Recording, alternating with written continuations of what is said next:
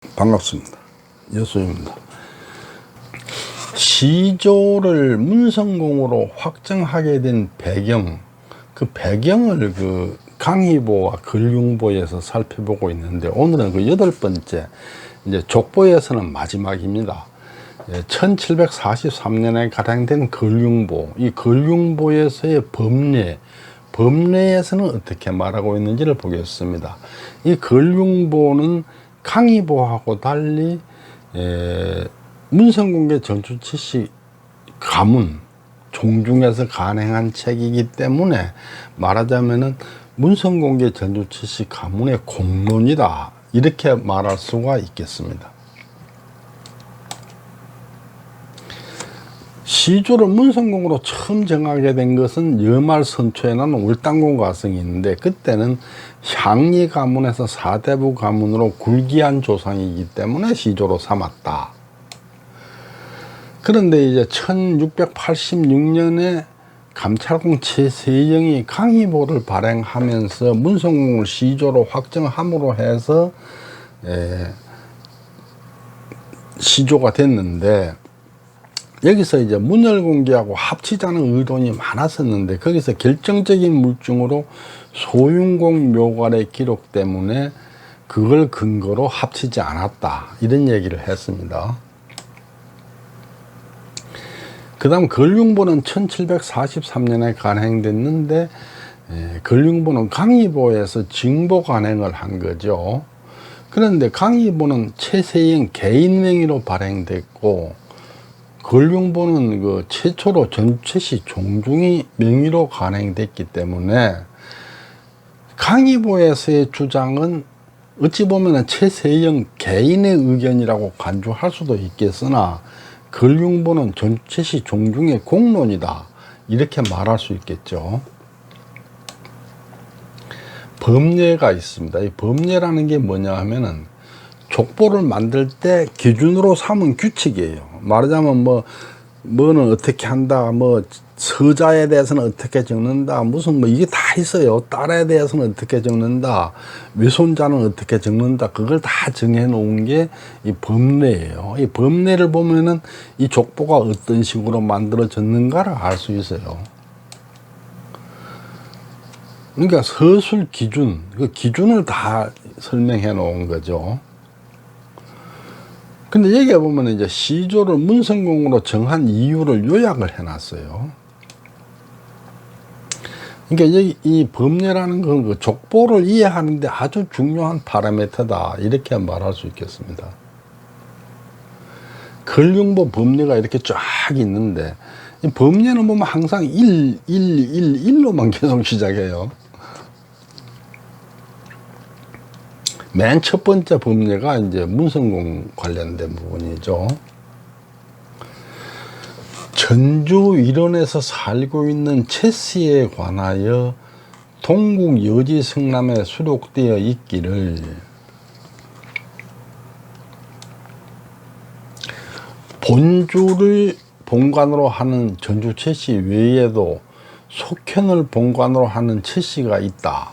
여기서 본주라는 건 주, 즉 전주를 말하는 거죠. 그러니까 전주 일원에 사는 최씨 중에는 전주 최씨도 있고, 전주의 속현, 그 속현을 본관으로 하는 최씨가 많이 있다, 이런 얘기죠. 우주 최씨, 이성 최씨, 두모 최씨가 그들이다. 지금은 이제 우주 최신이 이성 최신이, 두모 최신이 없죠. 그러니까 지금은 사라졌어요. 근데 전주 속현 최씨들이 있었단 거죠.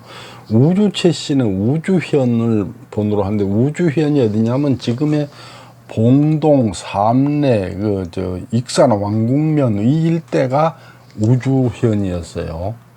거기를 본관으로 하는 최씨가 있었단 얘기죠. 그 다음 이성 최씨는, 이성은 지금의 김제시의 이동면, 이서면, 이북면 이 일대를 그가 이성현이었는데, 이성현에 이성 최씨가 있었단 얘기죠. 그 다음 두모 최씨가 있는데, 두모 최씨는 내나 이성현이에요. 같은 이성에 있는데 지역은 같지만은 이성현에 사는 거는 양인이고 이 소에 사는 거는 천민이에요. 그러니까 두모채 씨는 천민 성씨예요. 유튜브나 인터넷 이런 데 보면 천민이 성이 없느니 이런 이야기 하는 사람이 많은데 아니에요. 채 씨 중에도 천민이 소에 사는 천민이 있어요. 대개 이런 사람들은 부곡인 이렇게 말하죠. 이 부곡인들은 과거를 볼 자격을 안 줘요. 천민이기 때문에. 두모채 씨가 있었다. 이런 얘기죠. 지금은 다 없어졌어요. 지금 뭐 두모채 씨 봤습니까? 우주채 씨 봤습니까? 없잖아요. 제가 볼 때 이 사람들은 다 전주채 씨로 흡수됐을 것으로 추정이 돼요. 그러니까 갑오개혁 이후에 다 전주채 씨로 흡수되지 않았겠는가 그런 생각이 들죠. 뭐 근거는 없습니다. 고려사를 살펴보면은 우리 선조 문성궁 외에도 많은 채씨가 등장한다. 최군옥, 최균, 최청지, 최척경 등이 바로 그들이다.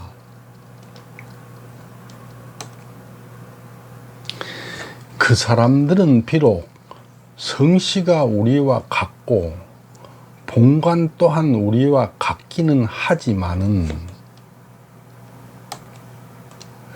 실제로 그들이 우리와 같은 혈통에 속하는 사람인지 여부는 알 수 없다. 이런 얘기예요. 그러니까 아까 적힌 그 사람들이 다 전주채 씨는 맞는데 그 사람들이 다 전주채 씨라 해서 우리하고 같은 혈통인지 여부는 알 수 없다. 증명되지 않는다는 얘기죠. 그러나 가만히 생각해 보면은 아까 그 사람들이 뭐 최청지, 최척경 했었는데 그분들이 다 전주채 씨로 전주에서 살았으면은 먼 위로 올라가면은 우리하고 같은 뿌리겠죠. 그렇지만 그 혈통에 속하는 사람이라는 명확한 증거 이걸 찾을 수 없기 때문에 알 수 없다 이렇게 말하는 거죠.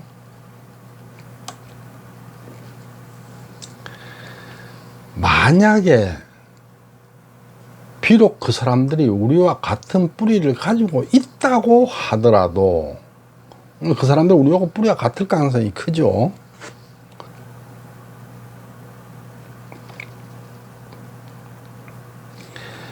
우리와 같은 뿌리를 가지고 있다고 하더라도 수혹 동시일원 그러니까 같은 근원에서 나왔다고 하더라도 그 사람들이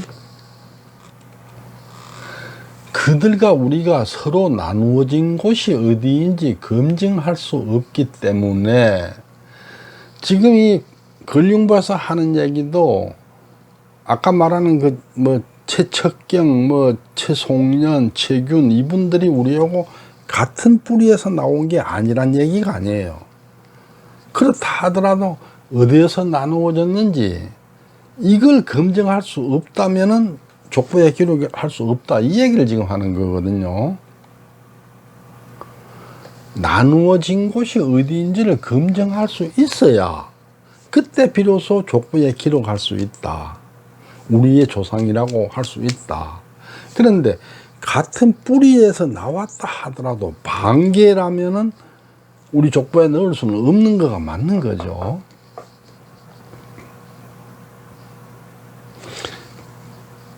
이역 부지기 분파지소 자래고 그러니까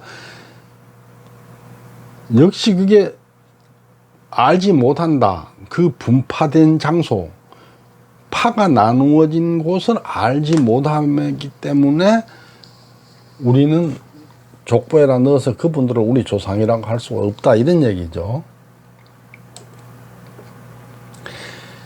내력을 고증하여 명확하게 확인할 수 있는 문성공에서 잘라 시조로 정하였다.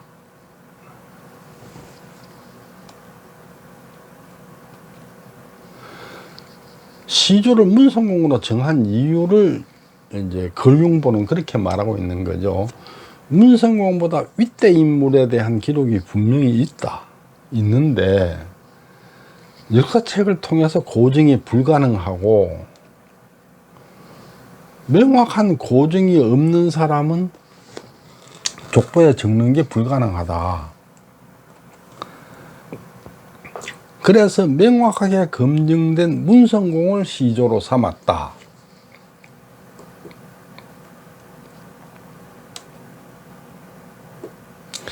그리고 더 이상 검증할 수 없는 문성공보다 윗대에 대해서는 이 기, 이 상세계, 그 위의 세계에 대해서는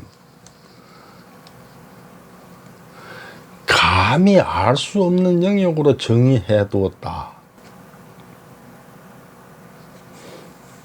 그러니까 감히 알 수 없는 영역, 불감지지역, 이 불감지지역으로 해두고 족보에서는 제외했다. 이런 얘기예요. 걸륭부에서의 결론은 전주 일대에 많은 채시 본관이 존재를 하고 있고 문성공 이전에 많은 채시 저명인사가 있다. 그런데 이분들이 문성공하고 같은 혈통이 아니라고 부정할 수도 없어. 그런데 문성공이 같은 혈통이라고 증명할 근거도 없어. 그러니까 부정할 수도 없고 증명할 수도 없다 이런 얘기예요. 그런데 혈통이 같다 하더라도 세기가 연결되지 않는다면 배제해야 된다. 그분이 우리 조상일 것 같아 보이기는 하지만은 명확하게 세기가 검증돼서 연결되지 않는다면 배제할 수밖에 없다. 결국은 세기가 연결되지 않는데 같은 혈통이라 해서 세기가 연결되지 않는데도 불구하고 족보에 넣으면 결국 환부역조의 폐륜을 저지르게 되기 때문에 그 폐륜을 면하기 위해서는 제외해야 된다 이 얘기죠. 이상 문헌을 통해서 본 그 시조를 문성공으로 정하게 된 배경에 대해서 살펴봤습니다.